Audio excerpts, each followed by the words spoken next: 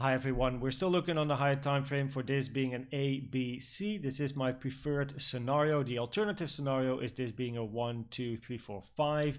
The reason this is still my preferred scenario is that wave C, even though it's very shallow because it didn't hit its most common target and it also didn't even hit its shallow, like rare target, it did take the high of A, which is the most important requirement. So that being said, let's go into the lower time frame and also invalidate the count that I have over here, because over here I had a 1 2 1 2 1 2 count, which was absolutely valid. However, with this recent move up, this is not very likely, so I'm going to remove it from my chart. And that was also actually a very bearish, quite bad, because then you would fall quite steep and quite fast, but that's something we did not do. Another scenario that I had on my chart was the following, and also let me put the targets on. So another scenario I had was basically this being then some sort of a W, X, and then a Y, with this move over here being, well, maybe this is A, B, C, and then either this is an A and then a 3-wave move in the B before a C, or we can put A down here and then have a 5, at least it looks very impulsive, 5, 3-wave 5 move in the C before more downside. So that's this scenario basically. So this scenario is all about, hey, we are having a move to the upside now, but we are still going to find more downside. And if I put the fibs on my chart here as well, from the high that we made to the low, it's actually a quite interesting area where we are, because we have the golden pocket over here. Put the levels on. We have the golden pocket over here, as well as a couple of other confluences. So a daily naked point of control, a time naked point of control, and also currently the monthly naked point of control are all in this area. So it's quite a nice resistance area in my opinion, and definitely an area to keep in mind. Besides the fact, by the way, it's also the point of control of the range, now I think of it. So of course that's very nice confluence.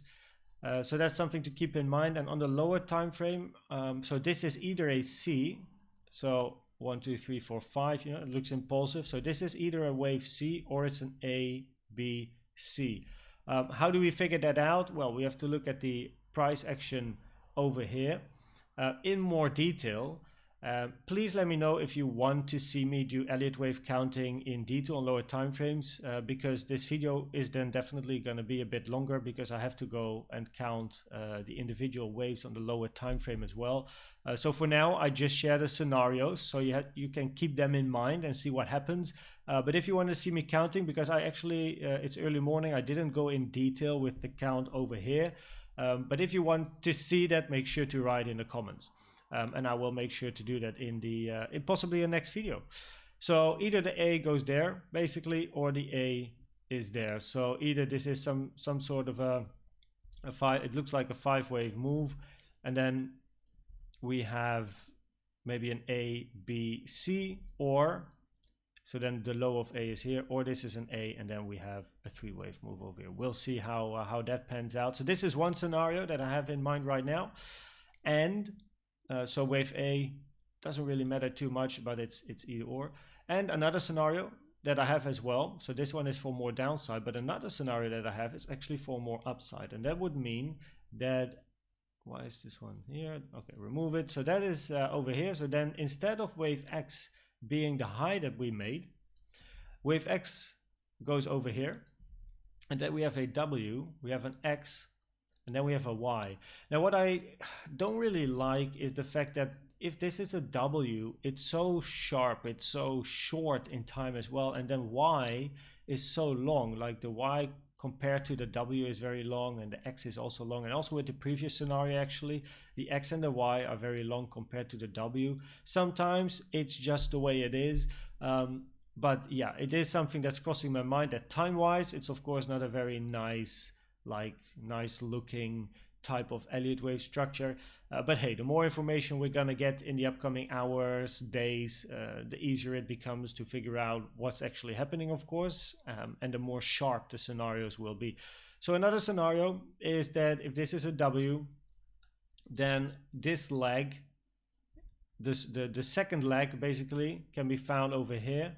So these two are like a combination, and then you have the X in some sort of a three-wave structure here, and then this is a three-wave structure. So we have like an A, a B taking the highs, so expanding flat, and then this being a five-wave structure. So then this is a 3, 3, 5.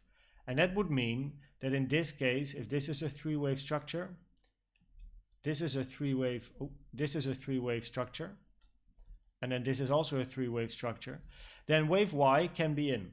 And the reason wave Y in this case can be in, so it's a 3, 3, 3, is that the requirements for a WXY is that the relation between the W, the X, and the Y is between the 786 Fibonacci and the 1.38 Fibonacci. And as you can see with the box that I have here, the purple one, we did end up inside the 786 and 1.38 area.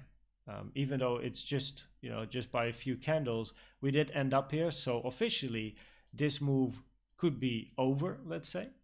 And then what you can get is that this can be like an A, then we have the B and the C. And that's a scenario I explained earlier in the video, or actually in the previous video, where this can be some sort of an A. Then we have then we have like, messing up here. So we have this as an A, then we have a B, and then we have a C. With the B being like a fake high, people might think, oh, this is a fifth wave and whatnot, but actually it's like a fake high. It's a B high, expanding flat high, before then a very sharp move to the downside. And I think still this would actually be quite a nice scenario as well. So these are a couple of different scenarios to keep in mind. I also want to say that this is the CVD lines that you see. So two CVD lines here. One is specifically for Bybit and the other one is different charts or different platforms together. CVD, cumulative volume delta. And compared with this low over here, we do have some bullish divergences. They might be leading though, because we did have a swing failure pattern, SFP. We took the highs. Quite often after highs, it can be a leading CVD. So I'm not really focusing on the fact that this CVD is so low compared to this low over here. So basically there's a divergence because we have a higher low on the chart, but we have a lower low on the CVD, which is actually quite an impressive lower low, because even with these lows over here, we have a divergence. So that would show some bullishness, but it can be leading. So don't focus too much on that. So yeah, these are the scenarios that I keep an eye on. Thanks for watching this video, wherever you are in the world. Good morning, good afternoon, or good evening, and I hope to see you at the next video. Bye bye.